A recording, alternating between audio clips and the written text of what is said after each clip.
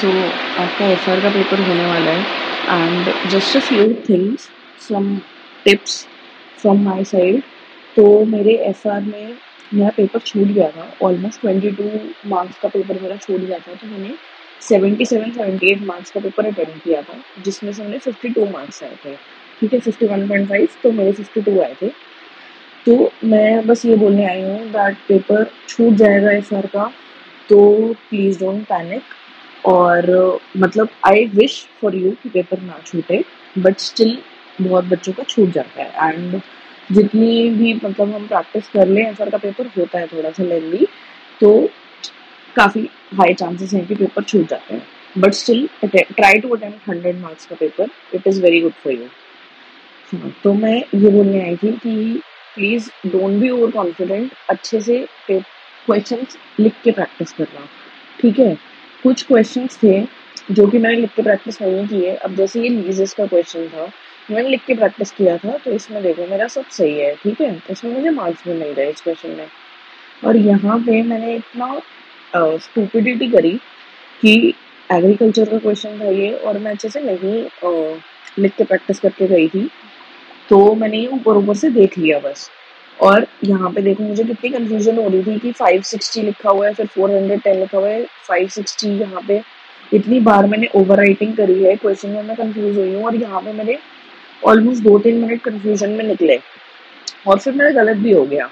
मतलब मुझे इस क्वेश्चन के फुल मार्क्स मिल सकते थे, लेकिन मैंने अपनी मिस्टेक की वजह से वो छोड़ दिया। ठीक है, तो लिख के ज़रूर प्रैक्टिस कर लेना। प्लस एक और था, जैसे कि यहाँ पे एक फाइनेंशियल गारंटी का भी क्वेश्चन आया था हमारे अटेम्प्ट में, नवंबर 22 अटेम्प्ट में।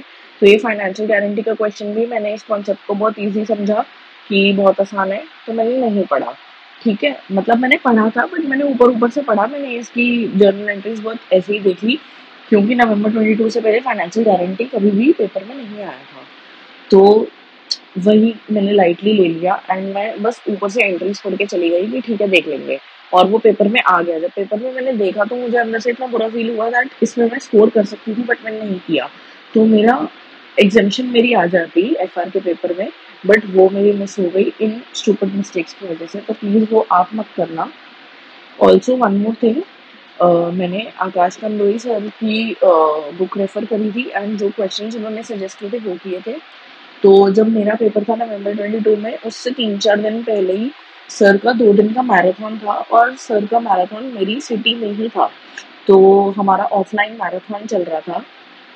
तो वो 2 दिन का मैराथन था, एंड अप्रॉक्स 9-10 घंटे का था।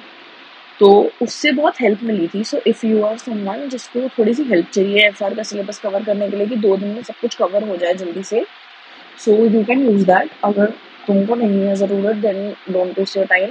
खुद कर सकते हो देन डेफिनेटली खुद करो, but I needed that help, मुझे वो पुश और वो कॉन्फिडेंस चाहिए था। तो वो क्वेश्चंस कर लेना। प्लस एक आरटीपी का जो अभी मैं क्वेश्चन दिखा रही हूँ, ये वाला क्वेश्चन, ये आरटीपी का क्वेश्चन था इंडेक्स 12 का। ये स्टडी मैथ में क्वेश्चन नहीं था, नवंबर 22 की आरटीपी में नया क्वेश्चन आया था।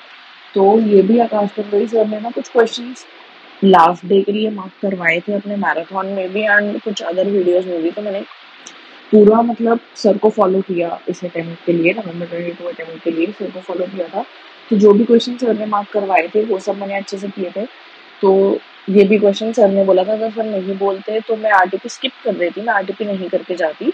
बट सर ने स्पेसिफिकली कुछ ही क्वेश्चंस बताए थे, लाइक टोटल में बैठ के आपके 100 से भी कम क्वेश्चंस बनेंगे। तो वो डेफिनेटली देख के ज़रूर जाना, एंड उसमें से एक या दो क्वेश्चंस भी आ गए, then you would be very very lucky. So ये मतलब सर को नहीं पता कि मैं ये सब बोल रही हूँ, मैं ये सिर्फ अपने पर्सनल एक्सपीरियंस से बोल रही हूँ, क्योंकि मेरे लिए मेरा एफआर पेपर अच्छा हुआ जस्ट बिकॉज सर ने ये क्वेश्चंस रेफर करे थे कि ये करके जाना।